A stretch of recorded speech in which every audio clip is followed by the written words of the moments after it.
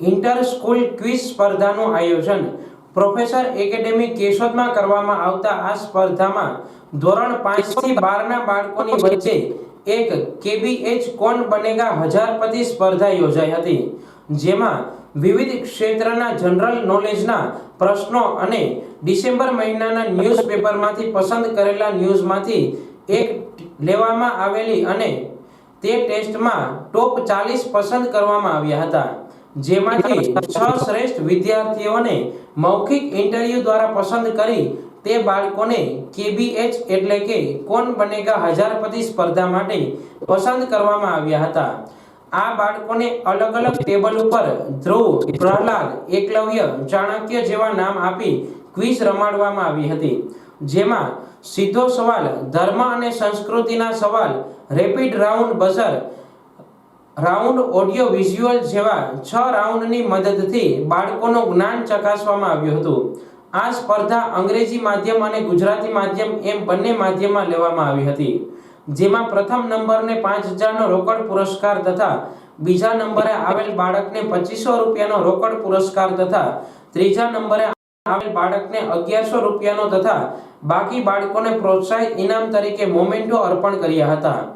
આ સ્પર્ધામાં બાળકોએ ખૂબ જ ઉત્સાહથી ભાગ લઈ સ્પર્ધા ખૂબ જ રસપ્રદ બનાવી હતી।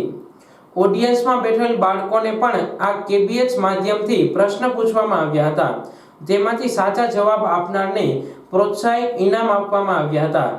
આ કાર્યક્રમનો હેતુ બાળકો ન્યૂઝપેપર વાંચે અને જનરલ નોલેજ તરફ વળે, આગામી સ્પર્ધાત્મક પરીક્ષાઓની તૈયારીઓ કરતા થાય એવો હતો। શિક્ષણ સાથે આવા શૈક્ષણિક કાર્યક્રમો યોજવાથી બાળકો આ પ્રકારની રમત દ્વારા જ્ઞાન પ્રાપ્ત કરતા થાય અને મોબાઈલ કે ટીવીમાં સમય બગાડવાને બદલે આવી જ્ઞાનવર્ધક રમતની તૈયારીઓમાં નોલેજ વધશે અને સમયનો સદુપયોગ કરશે એવો ખાસ ઉમદા હેતુ રહ્યો હતો। નમસ્કાર।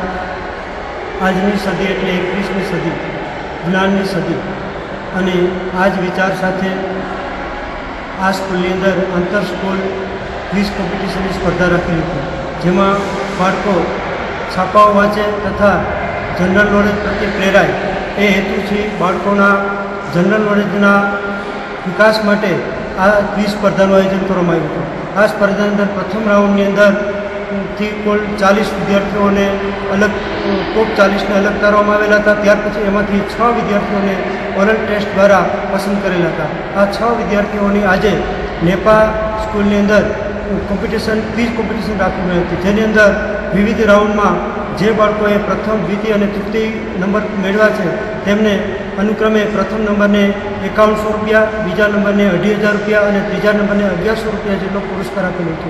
આ પુરસ્કાર અને ઇનામ એ તો ગૌણ છે, પરંતુ બાળકોમાં સમાચાર પ્રત્યે રુચિ રહી અને એમનું નોલેજ વધે એ હેતુસર આ સ્પર્ધાનું આયોજન કરવામાં હતું। આ સ્પર્ધાના સહયોગીઓએ ખૂબ સહયોગ આપ્યો હતો। એકંદરે સ્પર્ધા ખૂબ સફળ રહી અને તમામ સહયોગીઓના સાથે ખૂબ ખૂબ આભાર, ધન્યવાદ।